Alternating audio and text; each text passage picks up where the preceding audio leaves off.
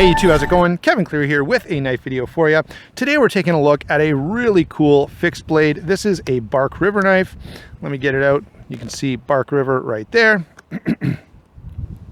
And the knife we're looking at is the Bravo Vortex. So yes, this is a variant in the Bravo line of knives. No, focus on the knife, silly. There we go. So this is one of the Bravo series of knives. A little bit different from most of them. Most of them have that more abrupt belly here and not such a sharp point. This one is a variant that can be a little more have a little more piercing ability than the typical Bravo knives, although everything else is going to be pretty well the same. Oh, I guess that's not true. You also have this lanyard loop, and you have these cutouts so that you can do sort of a pinch grip with this knife, which we'll talk about when we get to sort of the role of the knife and what it can do. Let's go ahead and do size and weight before we start talking about the specific features. So this guy is going to be about 10.5 inches overall. Blade length here is 5 3/8 inches. Handle length is 5 inches. The actual grip length, so between here and here, is more like in the 4-inch range, okay? Very, very comfortable.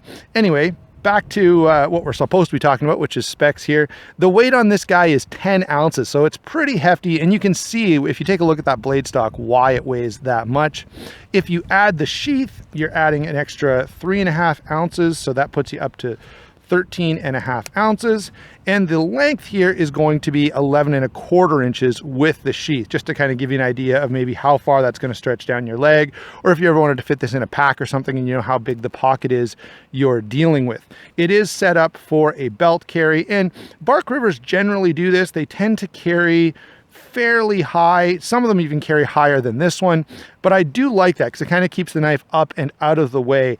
I know a lot of guys like to put it on a dangler and hang it way down. That is not my cup of tea at all. I find that actually really annoying. So that's size and weight with and without the sheath. Let's go ahead now, get this out of the sheath. I'll just set that aside until we get back to talking about it and cover the blade. So we have A2, come on, focus. There we go. So we have A2 steel on the blade. We've got a convex grind. Nice thick blade stock. It's almost 1/4 inch thick, and that's the typical blade stock that you're going to find on the Bravo 1 knives. Now this knife has a much finer tip. You can see there, created by that swedge, as well as a different blade design. So it comes to a much pointier end there. In terms of utility, and that's something I really like about most Bark River knives, they offer an awful lot of utility because of that convex grind. So it's very thin behind the edge. So even though you've got this thick blade stock, these things slice like crazy. Now you're not going to be cutting up any apples or anything because it's just going to be like a splitting maul for apples. But for anything that just involves, you know, if you're skinning out an animal, if you're slicing up meat, anything like that, it's going to work really, really well for. Cutting into wood, this works exceptionally well. You can really get some thin slicing and carving done on wood because of, again, that very, very thin edge geometry, which I find to be absolutely excellent. And don't you just love those grind lines since we're standing here looking at it? So the blade here is very, very versatile. You've got that fine tip. Again, I think really, really good. There we go. Really, really good for skinning type of tasks, as a hunting knife, you know, if you wanted to. So let's go ahead and talk about roles of this knife just a little bit. What can this blade do well? Certainly you could skin an animal with this knife. Certainly you can do a lot of bushcrafting tasks with this, you know, fire prep, all that kind of stuff. Works really, really nicely for that. Now, let me give you a limitation here. Because of that thin point, okay, you're not going to want to go batoning with this and just pounding on that point. You will break it. If you did want to baton with this, I would want to be, you know, batoning something that's only about that thick, about 2 inches at most, so that I can put pressure on the blade here, so that if I'm hitting this with my baton, I'm going to be able to hit back here on the thick part of the blade. And by the way, that's my general take on batoning with a knife. I'm not going to go baton a 3.5-inch log with any knife. I don't care what size it is, because they just don't work well for that. I mean, they can work in a pinch, but there's so many better tools for that to me, batoning a log any bigger than, you know, 2.5 inches, or batoning a piece of wood any bigger than 2.5 inches just doesn't make sense. So where else do we want to go with this? I guess we should point out that there is, some combatability. This is a knife you're not going to slide up on at all. So if you're, a soldier or law enforcement or something, I can't imagine a cop carrying a knife like this, but certainly a soldier with that nice sharp point and that swedge is going to have a pretty stabby implement there. Okay, so that's the blade itself. I just wanted to switch grips there. Let's talk about the handle. This particular handle is linen micarta, and it's a polished finish. Very, very attractive finish. It does have these cutouts for a pinch grip, all right, which is really a nice feature. Especially if you were skinning an animal, I could see that being really, really useful. And then you've got this really aggressive jimping on the thumb ramp. I guess really aggressive is maybe a little bit of an overstatement because I felt jimping that's much sharper. But man, this knife really, really locks you in a saber grip. In a hammer grip, it's nice and hand filling. You get a lot of, ability to stabilize that knife, which I really like. Reverse grip, again, is pretty comfortable. Now, you're not going to get that thumb over the end here because of the lanyard loop. And so, while I like having a lanyard loop on a knife, I would have been fine with just this hole here for, some bank line or something. I'm not really crazy about this little extrusion here at the end of the knife. So in terms of comfort, this is really, really good. Now, the one thing I will have to say is, while I can comment on this material, the linen micarta, there are all kinds of other materials available that you may have on yours, and they're going to perform slightly differently. And you probably have your own preference along those lines. So let's finally, now that we've talked about the blade, we've talked about the handle, we've talked about what this knife is good for, let's talk about the sheath just a little bit. So the way that they've done this sheath, typical Bark River sheath, we've got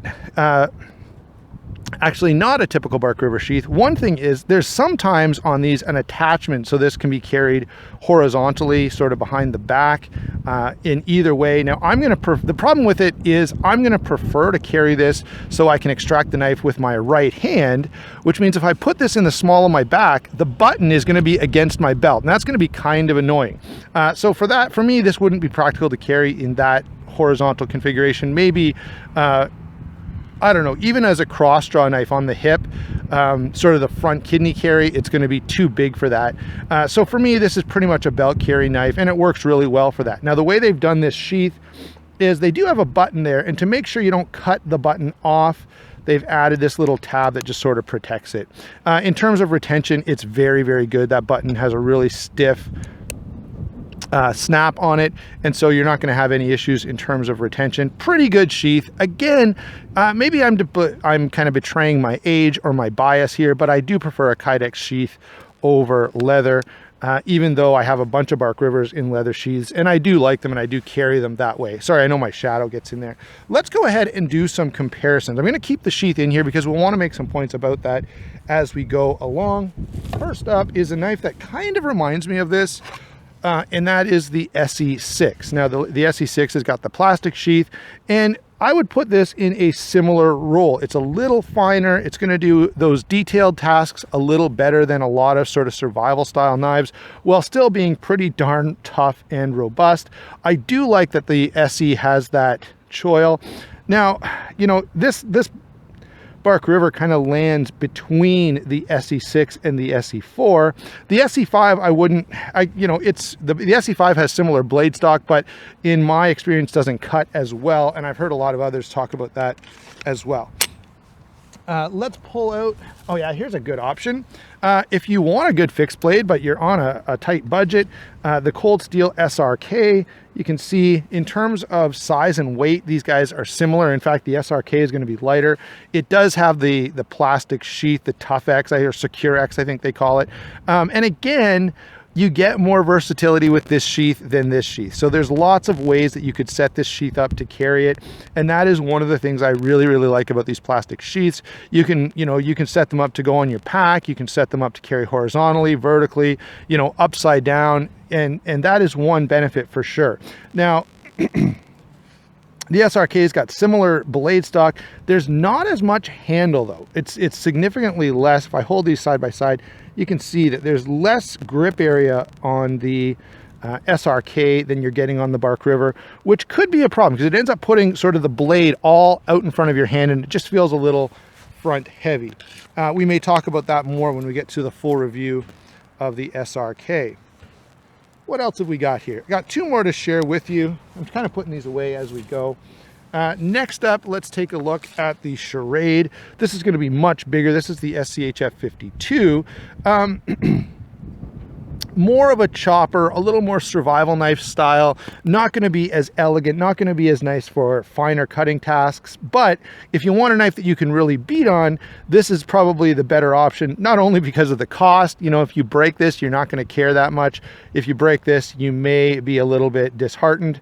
But yeah, here's a, you know, sort of a heavy duty survival knife that maybe where you'd want to go if you're looking for something that you can really get a lot of chopping done with, or if you want to do a lot of batoning, which again is not my sort of favorite use of a knife. Finally, let's pull out one of my favorite all-around fixed blades is the Tops Idaho Hunter. I love this knife. And I do actually like it just a little better than the Bravo Vortex. I like the ability to choke up on this knife, and I like the finer, more detail work that I can get done with this because of that slightly shorter blade and the fact that I can really choke up on it. So there you go. There are a few comparisons for you. The one thing that this knife has over all of the knives we've looked at here in the last couple of minutes is it is elegant. It's beautiful. Yes, it'll do everything that you'd ever want a good cutting tool to do, but it looks amazing doing it. This is a beautiful knife, absolutely a piece of art, and that's one of the real appeals to Bark River knives, is they're absolutely gorgeous. So overall, what do I think of this knife? If you haven't figured it out by now, I am a big fan of this knife. It's comfortable, it's extremely useful, and I am more and more in love with convex grinds every day. In fact, you know, there's a few other Bark Rivers that I really want to try just because I just love the way they do that convex grind. I love how well it slices, I love how it bites into material, and I love how it gives you a great combination of fine, precision slicing power while still providing a pretty heavy duty blade. Thanks for watching. Don't forget to like and subscribe, and we'll talk to you soon.